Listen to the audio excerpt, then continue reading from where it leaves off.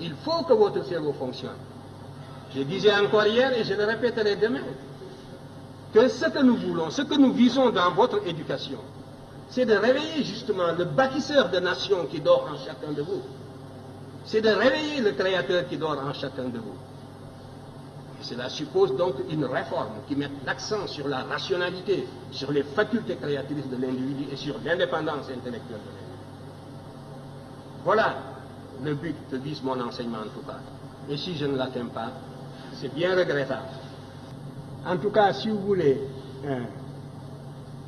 tant soit peu, connaître votre passé et renforcer le sentiment de cohésion nationale, vous serez bien amené un jour à nous relayer sur le terrain où nous nous situons aujourd'hui.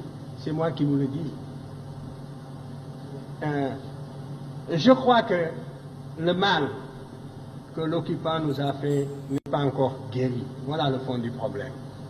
L'aliénation culturelle finit par être partie intégrante de notre substance, de notre âme. Et quand on croit s'en être débarrassé, on ne l'a pas encore fait complètement.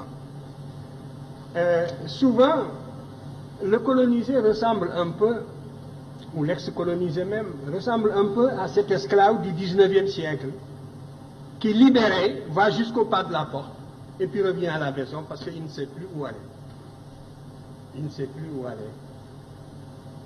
Depuis le temps qu'il a perdu la liberté. Depuis le temps qu'il a acquis des réflexes de subordination. Depuis le temps qu'il a pensé, comme appris à penser à travers son maître. C'est un peu ce qui est arrivé aussi à l'intelligentsia africaine.